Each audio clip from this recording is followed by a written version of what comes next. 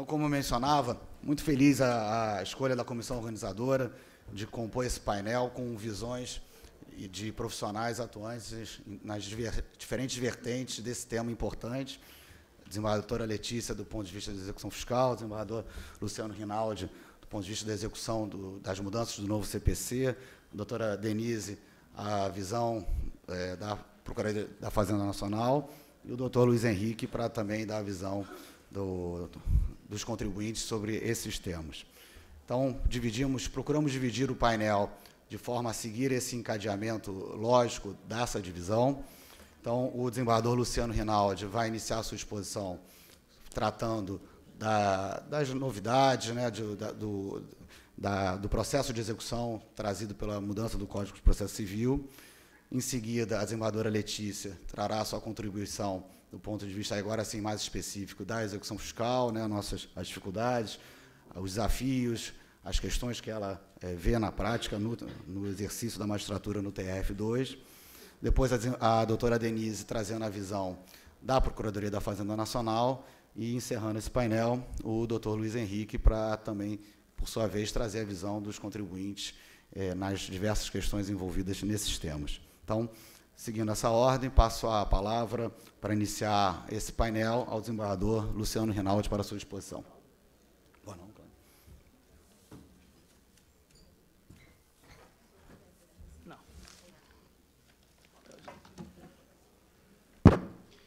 Olá, bom dia a todos. Em primeiro lugar, eu quero me desculpar, porque eu ainda sou analógico. Sempre pergunto, cadê a sua exposição? E eu não preparo, e até eu explico por que eu não preparo. Primeiro, que eu não tenho talento para esse tipo de ferramenta tecnológica. E segundo, que já fizemos eventos juntos aqui, e a desembargadora Letícia sempre deu um show no PowerPoint dela. Então, a única vez que eu fiz o meu, o doutor Ronaldo ele tem um profissional dedicado a fazer os PowerPoints dele no escritório, né? E no poder público a gente não tem essas facilidades. Então, eu ainda sou da época do papel. O pessoal traz até iPad hoje. Quando eu trouxe o iPad, foi uma tragédia. Então, peço desculpas a todos aqui por esse inconveniente.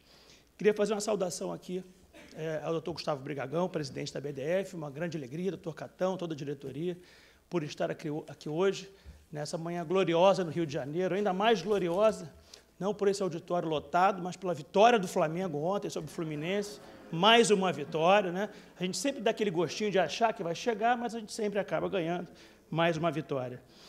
Agradeço aqui a presença de todos, dos integrantes da mesa, que saúdo na pessoa da doutora Letícia Mello, minha colega de magistratura, minha colega também de advocacia, que se tornou magistrada pelo 5º Constitucional também, uma alegria para todos nós. O tempo aqui não é para esgotar nenhum tema, é um momento de debater, fazer provocações e algumas reflexões sobre o Código. Eu prometo me ater ao tempo, até porque chega um pouco atrasado, trazendo aqui, então, algumas questões polêmicas do Código, um Código novo, um Código que acaba de completar 3 anos de idade, um Código que está ainda nas fraldas. A gente aqui no evento tributário, o Código Tributário Nacional, com seus 53 anos, e a gente ainda discute o Código Tributário, então, e ainda há muita polêmica, ainda há muito que se falar sobre tributário. E o CPC ainda não houve uma reforma, houve um código novo, uma sistematização totalmente nova, e é natural que todos tenhamos toda a sorte, ou todo o azar de dúvidas e incertezas em razão à sua aplicação. Então, a ideia aqui não é esgotar nenhum tema, eu procurei aqui fazer trazer alguns pontos sobre questões que me chamam a atenção, que me preocupam, que merecem uma reflexão, merece uma interpretação mais adequada. Também vou citar aqui algumas promessas do Código, o que ele se propõe a fazer, por que ele é diferente do novo, por que nós precisávamos, se é que precisávamos de um novo Código de Processo Civil, né, se houve, de fato, alguma novidade ou não. Tem uma frase que eu gosto muito, que se atribui a Confúcio, que se quiser prever o futuro, tem que estudar o passado.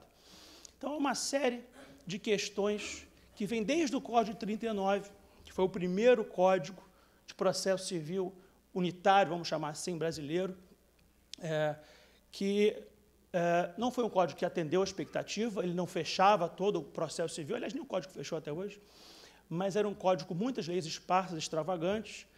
Esse código perdurou por 34 anos, substituído pelo Código de 73, que nós todos, a maioria aqui, se habituou a trabalhar com ele, código que vigorou por 42 anos, e agora temos o Código de 2015. Isso, de fato, me preocupa, porque os códigos de processo têm vida curta, né? E eu sou de 72, o Código de 73, e eu estou em vigor até hoje. Eu espero que não haja nenhum projeto de lei para me tirar de circulação.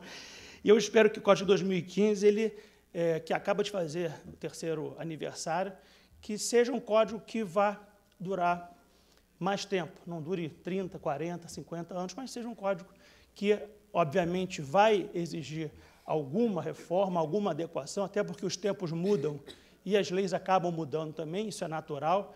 É muito difícil no Brasil se falar numa legislação simples, objetiva e que resolva, pelo menos a maioria dos problemas que nós temos. Basta ver, eu estava num evento há um mês com o ministro Toffoli, na Imerge, e ele falava da competência vastíssima do STF.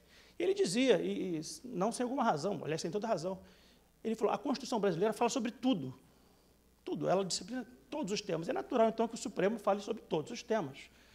Será que nós queremos uma legislação tão detalhada a esse ponto, especialmente na Constituição Federal? Será que o Código de Processo não poderia ser um código mais simples, um código mais curto, que não entrasse tanto na minúcia? Porque a gente sabe, quando você vai muito na minúcia, você acaba tendo que interpretar as interpretações. Hoje em dia, no Brasil, não tem limite. A gente não sabe qual é o limite da interpretação. O professor Lênio Streck, ontem, em palestra na Imerge, dizia que os juízes, aí vou dizer nós juízes, aí, mas com uma crítica, não sabemos, temos dificuldade em dizer que uma picanha é uma picanha, uma maminha é uma maminha. Ele dizia, você vai no açougue, se você apontar para uma fraldinha e falar, eu quero essa picanha, ele não te vende, porque ele sabe o que é uma picanha e sabe o que é uma fraldinha. Mas o juiz não. Ele olha B, ele sabe que é B, mas fala que é C, que é D, que é E, porque ele quer dizer que ele quer. Então, isso é uma coisa que tem que ser trabalhada. Qual é o limite da interpretação? Existe ainda o livre convencimento do juiz, a convicção pessoal, ele pode fazer o que ele quer, ele pode interpretar a lei, dando a ela um significado novo, deturpando aquilo que o legislador assentou num processo democrático. E isso a gente vê o tempo todo. E o que acontece? Você acaba, muitas vezes, porque as leis são mal feitas, e cito alguns exemplos aqui, e muitas vezes porque falta um pouco de cerimônia, né, na interpretação das leis, na aplicação das leis. Então, essa é uma questão que me preocupa. Era preciso um código novo? Acho que sim. Quando você tem um código, como era o de 73, que era um código bom, né, ao contrário do de 39, um código que atendeu, mas ele foi feito em outro momento histórico. E ele sofreu uma série de reformas que nós todos acompanhamos. E quando você faz muitas reformas num código, ele ele se torna sistêmico. Ele vira uma coxa de retalhos. Então, uma norma não conversa mais com a outra. Então, aquele carro que você bota um pneu de uma marca, um pneu de outra, e um gatilho aqui, um gatilho ali, ele não funciona mais. E a prova disso é que o processo, hoje o processo eletrônico, esse código foi concebido ainda no processo físico, e toda essa transformação do físico para o eletrônico, isso acaba gerando uma dificuldade até no processamento desses processos, nessa transformação. Então, a compreensão do código foi feita por uma lógica de sistema, ainda de processo em cartório, com escrevente, com papel, aquela burocracia, aquelas etapas mortas do processo. E hoje o processo ele é dinâmico, ele é digital, ele tem que ser mais veloz, ele tem que ser rápido. E essa é uma das primeiras promessas do novo código, que é a celeridade. E aí eu costumo dizer, nós queremos o quê do código? É velocidade? A gente quer um disque pizza? Você entra com a ação e sai a sentença na hora? Não é isso que você procura. Você procura qualidade quando você quer uma decisão judicial. Você procura o judiciário ou você procura um tribunal arbitral, enfim, aquele que vai prestar a tutela. Você espera uma decisão de qualidade, mas a decisão de qualidade, por melhor que ela seja, se ela demorar demais, ela perde o sentido. Então, é isso que sempre se combateu. O código anterior ele era tão artesanal que, e com tantas etapas, com tanta burocracia, tantas etapas mortas no processo, que era impossível se chegar a uma decisão legítima, eficiente, possivelmente justa. em um tempo razoável. Não se quer celeridade. Quando se fala, a Constituição fala em celeridade, não fala em celeridade, ela fala em razoável duração do processo. É o tempo possível de duração, tramitação e solução de um processo judicial. E, geralmente, o problema está instalado na execução, no cumprimento da decisão judicial. Se chegar a decidir não é complicado. O complicado é implementar a decisão judicial, muitas vezes. Então, já disse aqui do problema do livre convencimento, do decisionismo judicial, e o que acaba gerando o que eu chamo de tiroteio decisório, do jogo lotérico da jurisprudência, que, especialmente em processos seriais, como é a matéria tributária, como é a matéria previdenciária, como é a matéria consumerista, se acaba não se sabendo o que vem por aí. E uma das marcas do CPC é a previsibilidade. Ele quer ser previsível, ele quer, e muitos questionam isso, por que o juiz não pode ter liberdade de decidir, porque eu sou obrigado a seguir uma decisão repetitiva do STJ, mas eu tenho o direito de criar, de decidir do meu jeito, mas o processo não é feito para o barato do juiz, ele é feito para o barato da sociedade, para você ter uma decisão que é coerente com as outras. E o artigo 926 fala que é dever dos tribunais uniformizar a sua jurisprudência, tornando-a íntegra, coerente e estável. E a palavra mais importante que eu vejo aí é coerência. Porque o que há de pior é quando alguém vai no seu gabinete, felizmente no meu isso não tem acontecido, é dizer, Vossa Excelência jogou aqui, mas tem um caso exatamente igual a esse aqui, que jogou diferente. Isso é tudo que a gente que está trabalhando na função pública, no judiciário, tem que se preocupar. É de ser coerente. Você pode até julgar mal, mas julga mal sempre. Se você julgar mal uma vez, julgar bem na outra, alguma coisa está errada. Ou julga mal sempre, julga bem sempre, mas julga. Né? Tenha coerência com o que você está fazendo. Senão parece que você não tem responsabilidade com o seu trabalho. Então, a ideia aqui de simplicidade, clareza da norma, nem sempre foi obedecida no novo CPC. Há uma série de regras aqui que eu critico. Quando lancei meu livro em 2017, eu já criticava o sistema recursal de agravo e apelação, já dizia que isso não ia dar certo, como de fato já não deu certo. Né? A ideia do rol taxativo do agravo de instrumento, isso é uma tolice. Eu digo que é uma tolice porque em 39 já se tentou fazer isso, no artigo, acho que era 829 do CPC de 39, eu não era nascido, mas o doutor Catão já era nascido nessa época, e acompanhou isso de perto, autor do projeto de lei. Pode olhar, Catão, você estava vivo, sim. E naquela época se tentou criar normas, regras de cabimento fixas para o agravo de instrumento. O que aconteceu? Se criou um mandado de segurança contra a decisão judicial não previsto no 829. E se usou isso durante muito tempo. Né? E aí se percebeu que não tinha sentido se fixar o rol do taxativo para o agravo. Naquela época, em 39, os advogados começaram a entrar com mandado de segurança contra decisões judiciais teratológicas, enfim, quando houvesse direito líquido e certo. E aí, no Código 73, se fez o quê? Era cabível o agravo de instrumento contra qualquer decisão interlocutória se houvesse fundado receio de dano irreparável, de reparação e por aí. Isso funcionou. Essa falácia de dizer que agora nós temos um rol taxativo no 1015 do agravo de instrumento, que só em algumas hipóteses, isso foi para o brejo. O STJ já falou agora, é taxatividade mitigada. O que é isso? Eu não sei. É aquela placa, é proibido dançar colado, mas se quiser pode. Não é isso? Eu digo, a melhor definição da decisão do STJ foi essa. E ela foi feita a melhor das intenções, porque não tinha outra maneira de fazer isso. E não tem porquê, porque a única maneira possível é alterando a lei. Mas ninguém quer fazer isso. Reforma legislativa, manda para o Congresso e fala, isso aqui não está funcionando. Por que não funciona? Cabe agravo de instrumento com a decisão que decreta revelia? Exemplo, contagem de prazos em dias úteis ocorridos. A gente sabe que são dias úteis em prazos processuais. Perdão, prazos úteis em prazos processuais. Ok. E aí o juiz não lê o código, ele conta o prazo da contestação em dias corridos, na vigência do código atual. E aí você usa os dias úteis, certo, vai lá e revelia. E aí você vai agravar. Não pode agravar. Como não pode agravar? Não. Aqui é teratológica de decisão, contou errado o prazo. Mas não tem agravo, que o 1015 não deixa.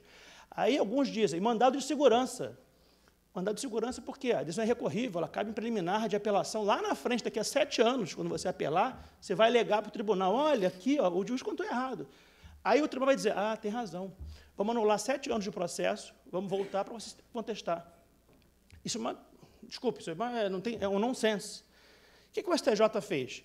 disse, se houver, porque em caso de tutela de urgência ou de evidência, tutela provisória em geral, cabe o agravo do instrumento, então seria em matéria de urgência.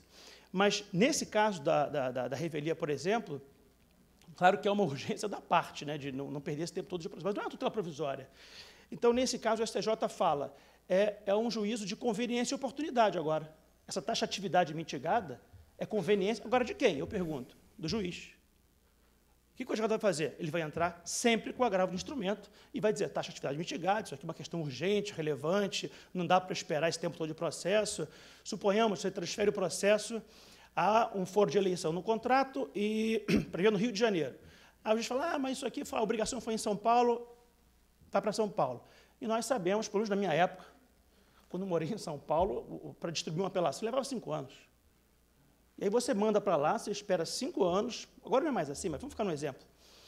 E aí, quando vai julgar a apelação, ele vai dizer, não, realmente, Rio de Janeiro, não tem lógica isso. Então, é feito para funcionar. Então, o sistema do agravo do instrumento, ele exige hoje já uma alteração legislativa. Tutela provisória é outro tema também que me incomoda muito. Se diz, houve a simplificação das tutelas, liminar, tutela antecipada, com a extinção do processo cautelar.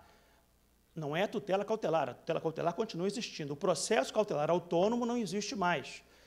Então houve uma simplificação. Claro que não houve simplificação alguma.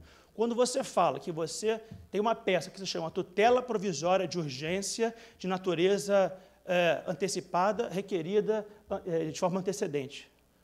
Isso não tem simplicidade alguma nisso. Né? No artigo 303, 304 do CPC, a estabilização da tutela antecipada antecedente, eu não vi até agora. Vi uma até agora. Por quê? Porque é mal feito, porque é uma sofisticação do sistema. Né, num país desse tamanho, eu quero ver alguém fazer isso lá, com todo respeito, lá no Acre, lá em Teresina. Não vai fazer, porque eles não têm a sofisticação do direito lá, com todo respeito. Eu já advoguei, quando era advogado, já advoguei lá também. A massa, e nós que viemos da advocacia, estamos agora do outro lado do balcão, e eu, no Estado, então, no Tribunal Estadual, você acompanha a massa da advocacia, que não é a massa que está aqui hoje, que tem acesso a seminários no Rio Otto. A massa da advocacia quase não tem tempo de estudar, ou não tem tempo de estudar, ou sequer estudou, vamos ser muito francos. E aí, quando você torna um sistema tão sofisticado, e estamos falando de Brasil, a gente não está na Áustria, e você traz conceitos aqui do direito alemão, do direito inglês, olha, muito bonito, mas não é para São Paulo e Rio de Janeiro. Isso é para o Brasil. Então, algumas normas as pessoas simplesmente não entendem. E aí eu vou do mais para o menos. Honorários recursais. Eu não vejo as pessoas pedindo no interesse da advocacia. O recurso de apelação é apresentado em razões infundadas. Não tem nenhuma chance de alterar a convicção do juiz.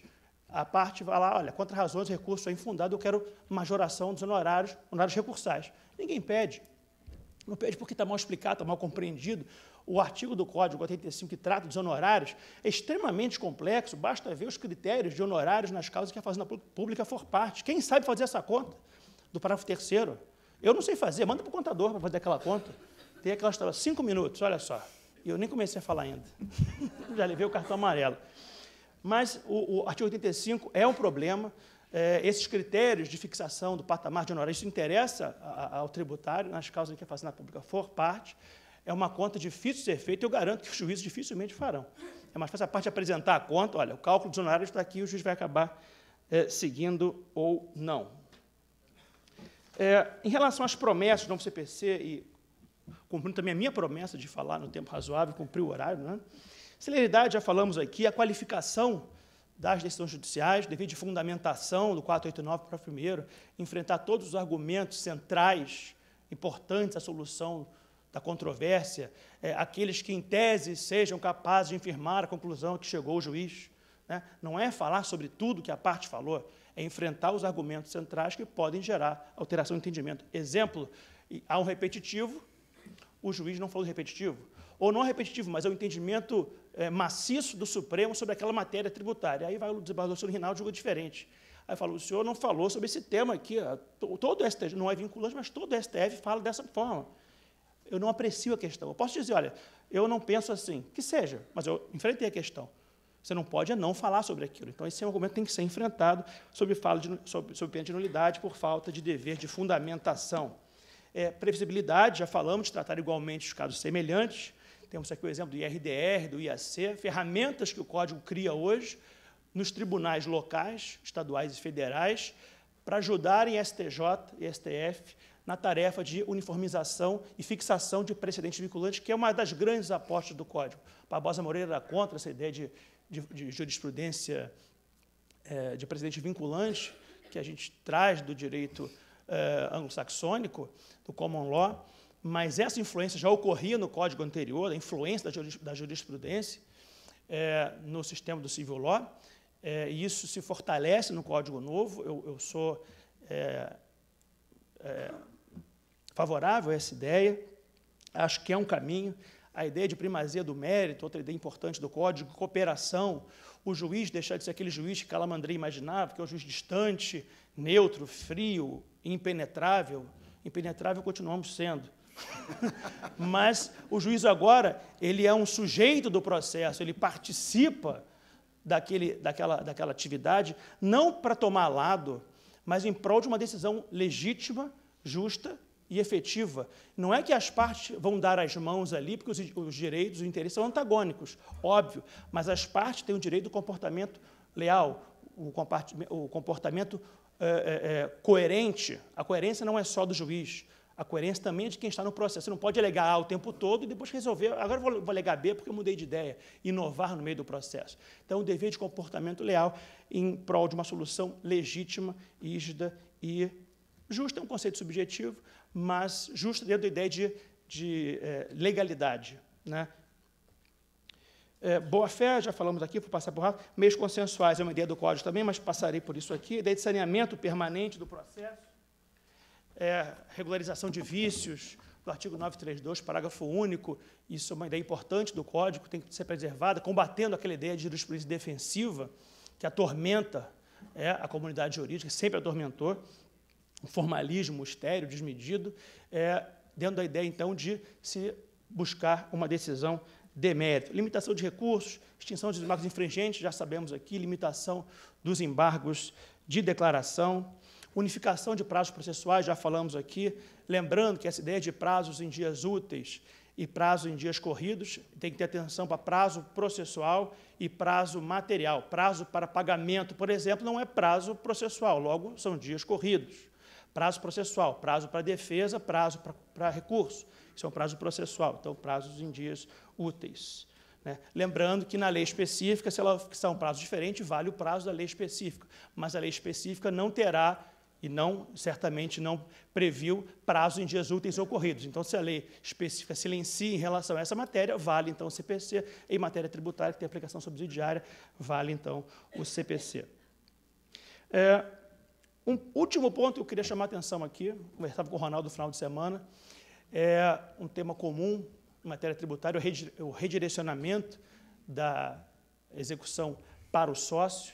E me chama a atenção um artigo do Código, que é o artigo 139, inciso 4º, que fala que trata dos deveres e poderes do juiz, da responsabilidade do juiz, e fala que o juiz pode determinar todas as medidas indutivas, coercitivas, mandamentais e subrogatórias necessárias para assegurar o cumprimento de ordem judicial, inclusive que tenha por objeto prestação pecuniária. Aí eu pergunto, havendo esse redirecionamento da execução, pode-se cassar, então, a carteira de motorista, do sócio da empresa, do passaporte? Nós cassamos recentemente o passaporte na 7ª Câmara, mas não era em caso tributário também. Então, é um artigo importante, esse 1394, porque ele tem um subjetivismo imenso aqui. Quais são todas as medidas? Todas as medidas. A gente fala aqui dos meios atípicos de executoriedade, né? Dentro daquela ideia de que deve prestigiar a execução, né? A efetividade do processo. Mas a que custo? Você pode proibir o Ronaldo, que está devendo R$10 para o Luciano, de ir ao Maracanã no final de semana, ou de jogar um tênis? Você não pode, você está devendo alimentos, você está com uma dívida aqui em aberto, você não pode frequentar o clube, a sua empresa não pode contratar, não pode participar de licitações, porque ela está devendo ao fisco. Será que está dentro de uma ideia de proporcionalidade, razoabilidade? Então, é um ponto que eu provoco aqui, não dá tempo da gente debater esse assunto, mas é um ponto que eu chamo a atenção. E, em conclusão, já que o tempo é curto, uma das principais apostas é o sistema de precedentes, é a valorização de precedentes. Então, o artigo 927 do CPC, que trata ali das hipóteses de decisões de observância obrigatória, como súmulas vinculantes, repetitivos, IRDRs, IAC, chama atenção para essas ferramentas do Código que são novas, especialmente o IRDR e o IAC, que são feitos nos tribunais locais, e a gente tem verificado a dificuldade que os tribunais superiores têm de fixar teses, especialmente o Supremo em matéria tributária. A gente falava isso na EMERGE outro dia, porque a pauta do Supremo é tão vasta, especialmente em matéria criminal hoje, que o Supremo não tem mais tempo de fixar tese tributária, por exemplo. E esses casos ficam ao longo dos anos, criando uma grande instabilidade, uma grande insegurança jurídica. Então, agora, quando os tribunais locais... É claro que se a matéria estiver afetada, já não tem como você fazer isso no tribunal local. Mas, se não estiver, é uma ferramenta importante para se iniciar isso no tribunal local, estadual ou federal, para a fixação de tese naquela área de jurisdição e, eventualmente, se for uma questão nacional, isso pode ser comunicado ao Tribunal Superior, ele pode avocar aquilo e expandir aquele entendimento para todo o Brasil. Bom, são meios e são novidades do Código, podem gostar, podem não gostar, mas que tentam fazer o sistema funcionar melhor. Vai ser perfeito? Não vai ser perfeito, mas é importante que ele funcione para o bem de todos nós. Muito obrigado.